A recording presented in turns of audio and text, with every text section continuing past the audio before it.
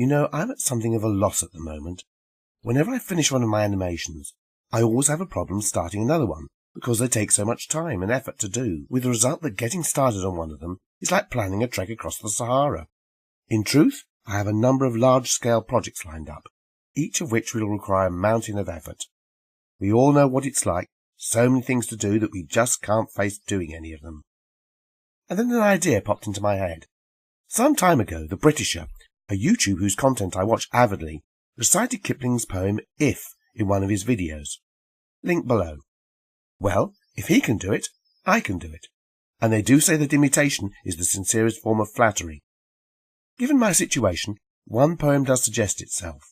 So, if you don't want to witness me ruining your cherished memories of The Old Sailor by A. Milne, switch off now.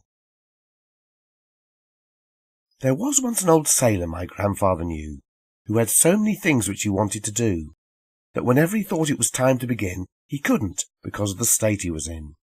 He was shipwrecked and lived on an island for weeks, and he wanted a hat, and he wanted some breeks, and he wanted some nets, or a line and some hooks, for the turtles and things which you read of in books. And thinking of this, he remembered a thing which he wanted for water, and that was a spring. And he thought that to talk to he'd look for and keep, if he found it, a goat, or some chickens and sheep. Then because of the weather he wanted a hut, with a door to come in by, which opened and shut, with a jerk which was useful if snakes were about, and a very strong lock to keep savages out. He began on the fish hooks, and when he begun, he decided he couldn't because of the sun. So he knew what he ought to begin with, and that was to find or to make a large sun-stopping hat. He was making the hat with some leaves from a tree when he thought, I'm as hot as a body can be, and I have nothing to take for my terrible thirst, so I'll look for a spring, and I'll look for it first. Then he thought as he started, oh dear, no dear, I'll be lonely tomorrow with nobody here. So he made a note in his notebook, a couple of notes. I must first find some chickens, and no, I mean goats. He had just seen a goat, which he knew by the shape, when he thought, but I must have a boat for escape. But a boat means a sail, which means needles and thread, so I'd better sit down and make needles instead.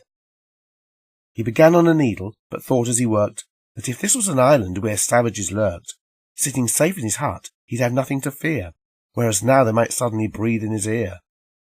So he thought of his hut, and he thought of his boat, and his hat and his breeks, and his chickens and goat, and the hooks for his food, and the spring for his thirst, but he never could think of which he ought to do first.